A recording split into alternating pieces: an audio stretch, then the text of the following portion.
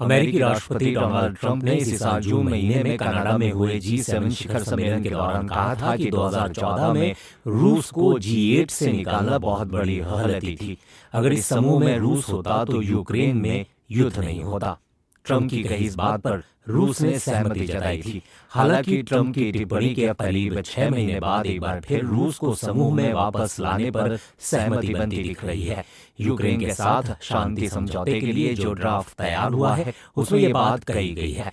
Draft में ये सुझाव दिया गया है कि रूस के खिलाफ प्रतिबंध हटाकर उसे G7 में दोबारा शामिल होने के लिए आमंत्रित किया जाएगा और यह समूह G8 बन जाएगा। मगर रूस के इस समूह में शामिल होने से क्या बदलेगा, इसके दुनिया के लिए क्या मायने होंगे, आज की पहली खबर में इसी की बात।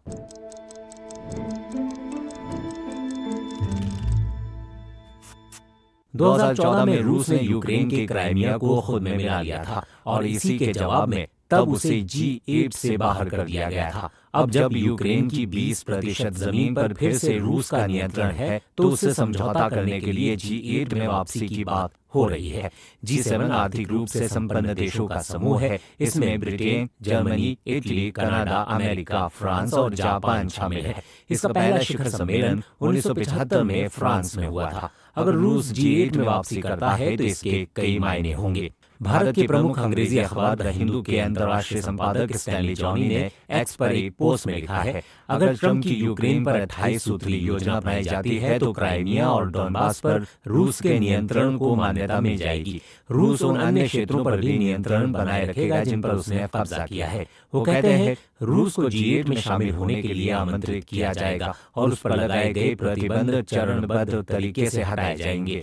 यूक्रेन को अपनी सैन्य क्षमता सीमित रखनी होगी और नेटो में शामिल होने की अपनी इच्छा छोड़नी होगी। अमेरिका और रूस आर्थिक, तकनीकी, ऊर्जा और खनिज साझेदारियों पर सहयोग करेंगे।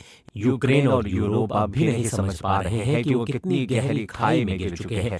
वो बहुत पहले हार चुके एक युद्ध को लड़ रहे हैं। स्टैनली जॉनी ने लिखा है, मेरा मानना है कि ट्रंप के कारण पुतिन नहीं जीत रहे हैं बल्कि वो वास्तविक स्थिति को स्वीकार कर रहे हैं।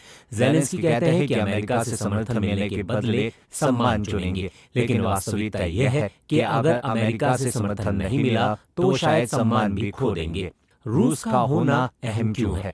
Think tank Carnegie Moscow centre के निदेशक दिमित्री त्रेनिन ने लिखा है कि रूस अमेरिका को प्रतिद्वंदी के रूप में देखता है।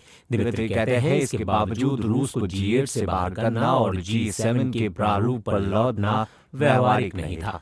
पश्चिम को दुनिया के बाकी देशों से उसकी प्रभुत्व को मिल रही चुनौती के खिलाफ अपने सहयोग को और मजबूत करना चाहिए। रूस की मौजूदगी अक्सर उपयोगी होती है। समूह के भीतर एक विरोधी दृष्टिकोण होना जरूरी है क्योंकि यह एक अलग दृष्टिकोण पेश करता है। दरअसल पुतिन जब सत्ता में आए तो रूस का मिजाज अमेरिका विरोधी हो चुका था। ऐसा मिजाज केवल वहां की सरकार का ही नहीं था बल्कि लोगों का भी हो गया था। पहले ऐसा नहीं था। अमेरिका ने 1993 में इराक पर बमबारी की थी। 1998 से 1999 के बीच अमेरिका और उसके सहयोगी देशों ने ऐसी कई कार्रवाइयां की जिनकी वजह से रूस में अमेरिका को लेकर लोगों की राय बदल दी गई।